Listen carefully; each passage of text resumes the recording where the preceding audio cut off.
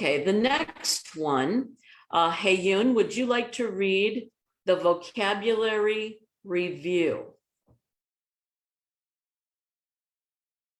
Sure. Vocabulary review. Opportunity, a set of circumstances that make something possible. Refugee, a person who has been forced to leave their country in order to escape war, persecution, or natural disaster. Dependent, requiring someone or something for financial, emotional, or other support. Janitor, a job where the person may be cleaning a business or school, usually a lower wage. Rags to riches, used to describe a person's rise from a state of extreme poverty to one of great wealth. Okay, now next, these are sentences where one of the vocabulary words, or in some cases more, not on this particular one, but others, are used in the sentence. Jazz, would you like to read one of these application sentences? Read as many as you're comfortable with, okay? Not all them jobs are in land companies. Sometimes the job can be at churches or cleaning red areas and highways or paths. Several families have come to our town under blank states as they were escaping a natural disaster in their home country. Children under the age of 18 can be designed as planned under our tax law.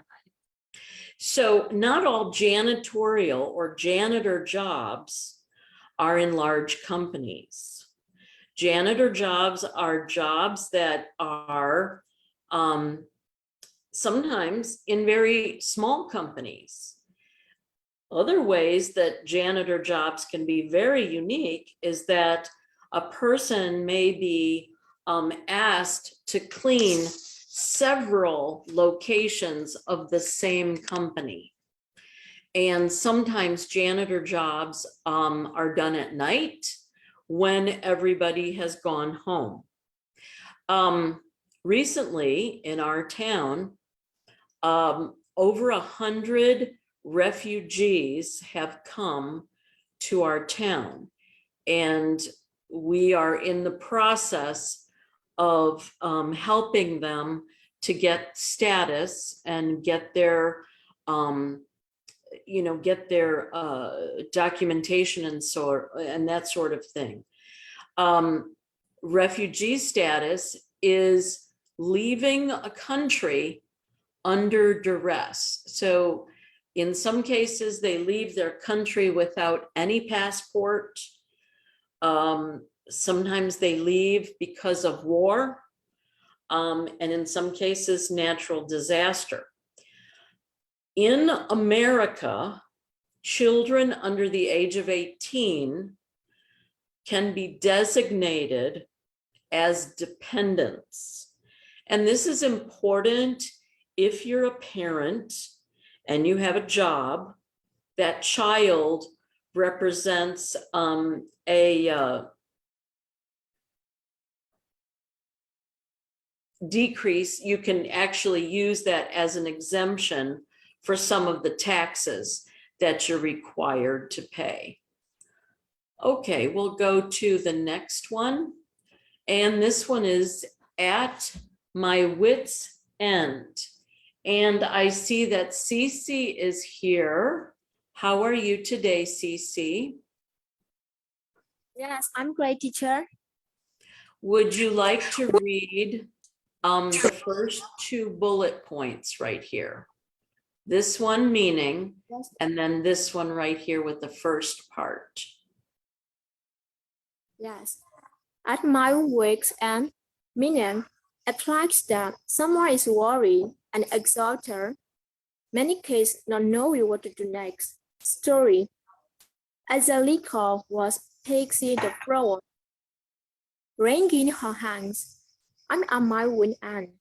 The whole project team has come down sick, and our project is due next week. I don't know what to do next. Okay, Lynn, would you like to read the next bullet? As she was exclaiming her frustration, her roommate came in the room.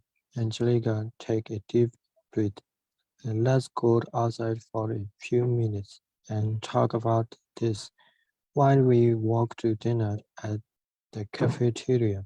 Maybe we can put our heads together and come up with a new approach.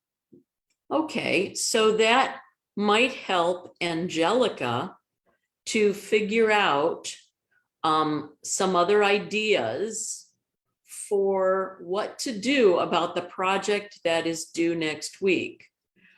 Anytime this kind of a situation would happen, as a college student, my encouragement would always be talk to your professor first. Go directly to your professor and communicate. Tell that professor what's going on. My project team has come down sick. Our project is due next week. We still have some things that we haven't gotten done. Is there possibility of an extension? Could we have your help on figuring out the next step? And you'd be surprised, many professors can be very helpful in figuring out other things to do. So we'll go to the next one. Maybe. Here we go. Okay, I see Lily, are you there with us? Yes. Could you read those first three vocabulary? Pacing, wringing hands, and body language. Yes, sir. Vocabulary, pacing, working at a steady and coincident speed, especially back and forth, possibly as an expression of one's anxiety or annoyance.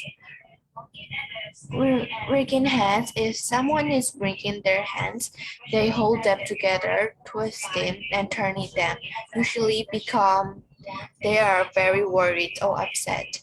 Body language. Body language is a type of communication in which physical behaviors as opposed to words are used to express or convey information. Okay, let's see who else is here. We've had some new ones join. Mamie, are you there?